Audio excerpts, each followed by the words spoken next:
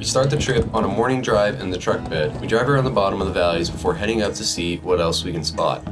After a quiet morning, not very long before climbing up top, the truck halts to a stop and Wook takes a shot at a buck walking about 60 yards from the truck.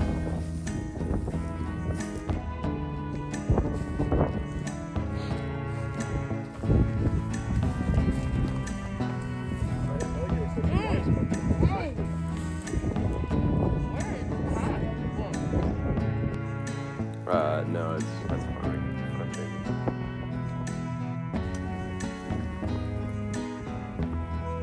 After taking a few pictures, we headed back to the cabin to clean up and get ready for the evening hunt. The group as a whole decided to head up to Williams Point, a ridgeline with a man-made rock wall to help mask any movement, essentially a blind made of rocks. The valley below, close to the road, had been corned earlier that week and re-corned that afternoon, so there's plenty of activity. There were probably around 6 or 7 doe and a few young bucks taking turns fighting over the corn piles. But one of the bucks that showed up caught our attention. He was an atypical 8-point who was decently wide and was definitely going to be a target buck on the last day. So we let him walk that night, but trust me when I say this is not the last time we're going to see him. To wrap up the hunt, we took a quick picture and started to hike back down the mountain.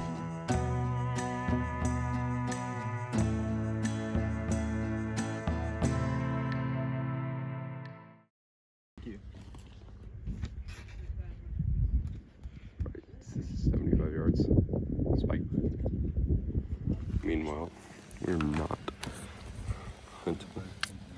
Then work. The next day, we slept in the morning and got to work in the afternoon. As we worked on the blind, not being very quiet, a young buck walked up to the feeder and completely disregarded us. I mean, we were easily visible from like 60 yards away. With no luck in getting him to acknowledge us, Hunter created a new challenge. How close could he get to that buck? Eventually, of course, the deer took off after noticing him. But if you want to see the whole encounter and see how close he actually got, then go check out the short that we posted. There he goes. Once the blind was set up, we headed back to the cabin to resupply and head back up to the same blind to see if anything else wanted to come in.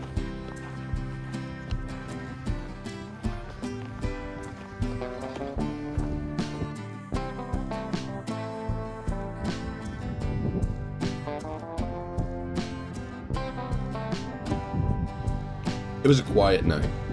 Apart from one young buck and an if poem study session, there was next to nothing.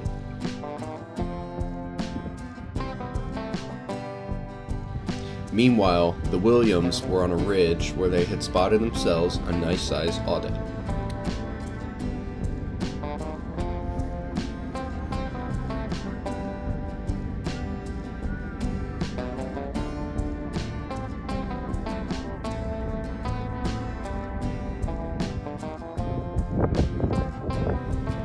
But as the sun set on the day, we packed our things and headed back for the last day.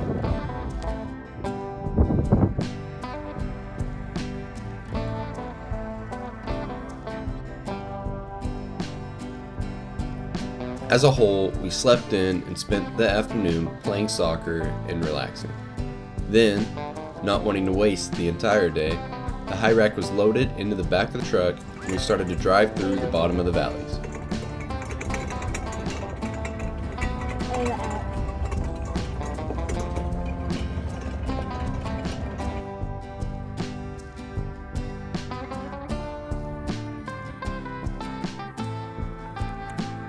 After stopping at a pad site, we drove down the same road that we had previously corned while sitting at Williams Point. At some point while driving, there was a loud clang and someone stumbled back. Have a dude. What happened, Patterson? Almost saved his life. He held on the chain and broke off. He almost fell out right here. Now he's holding this. I would not hold that chain With a because gun if in it his stops, hand. you're gonna go. I don't like this. Yeah, and this chain is held on by. I could unflip that at any point. I do not trust these. But remember when I said that it wasn't the last time we were going to see that buck? because a few minutes down the road, he ran across, chasing tail, and we lined up a shot. Before I could get a clean look, he bedded down next to a hill not too far from the truck, probably about 40 yards. As I jumped out of the high rack to go try to stalk him, he gets back up, so I scramble back up into the high rack and line up a shot. As he ran up the side of the mountain, he paused just long enough for a clean shot that dropped him on the spot, and it led to by far one of the coolest spots for a photo I had ever seen. What's that? Did it. It's done. Buck was up there. We now have it Yeah. in the truck. Head back.